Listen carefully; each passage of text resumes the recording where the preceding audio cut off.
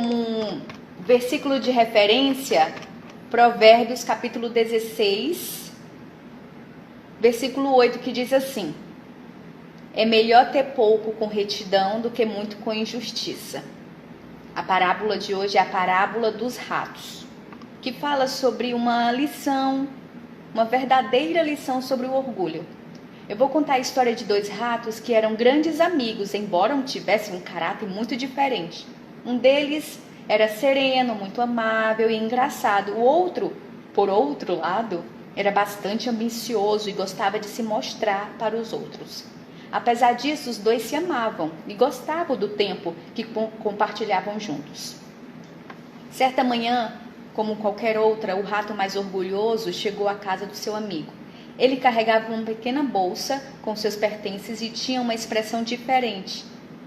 Ele estava indo na casa do amigo para dizer adeus. Ele estava farto daquele lugar onde ninguém estava fazendo progresso. Ele queria ir à cidade para encontrar a sua fortuna. Ele disse que não foi feito para uma vida tão miserável. A história sobre o orgulho nos diz que o humilde ratinho sentiu uma grande tristeza ao ver o seu amigo saindo. No entanto, ele prosseguiu desejando muito sucesso na cidade.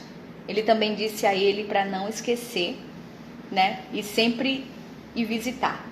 Um feliz encontro. Alguns meses se passaram e cada um dos ratinhos continuou com suas vidas. Quando ele menos esperava, o rato da cidade retornou. A primeira coisa que ele fez foi à casa do seu amigo, o ratinho humilde, mas ele não parecia ter uma atitude amigável.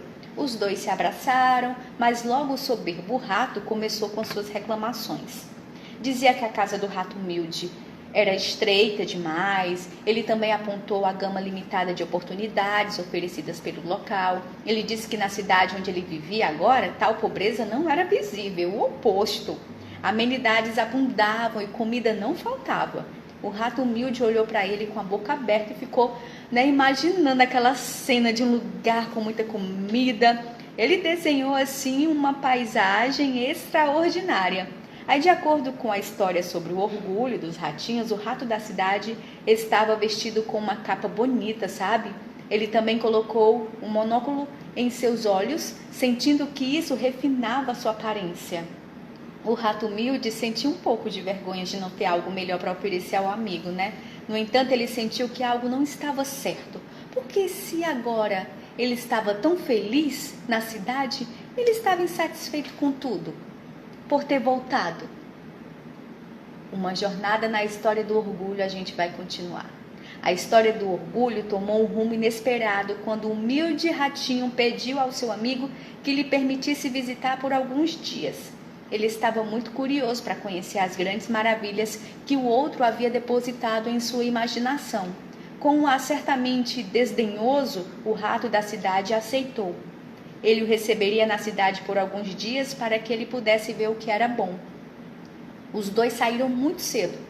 Quando chegaram à casa onde o ratinho da cidade morava, seu amigo não podia acreditar. Era de fato uma mansão gigantesca, tudo era elegante, tinha tapetes maravilhosos e móveis fantásticos. O rato da cidade disse que ainda não tinha visto o melhor é a cozinha. A boca do outro ratinho estava assim aguada. Os dois chegaram à cozinha e imediatamente o humilde ratinho sentiu o cheiro de um presunto. Sem pensar, ele foi para o lugar de onde o aroma emanava, mas o outro ratinho da cidade o impediu e disse: "Pare! Qualquer rato da cidade sabe que um pedaço de presunto no chão significa apenas uma coisa: veneno. Não vá comer", acrescentou. Aí a história do orgulho diz, que o rato humilde agradeceu ao amigo da cidade por salvar sua vida. Logo depois ele viu que havia um pedaço fabuloso de queijo perto da geladeira. Ele se aproximou para tentar, mas novamente seu amigo da cidade o avisou: "Esse pedaço de queijo foi a atração de uma armadilha. Você não deveria comer isso." Com muita fome, o rato humilde optou por ficar parado.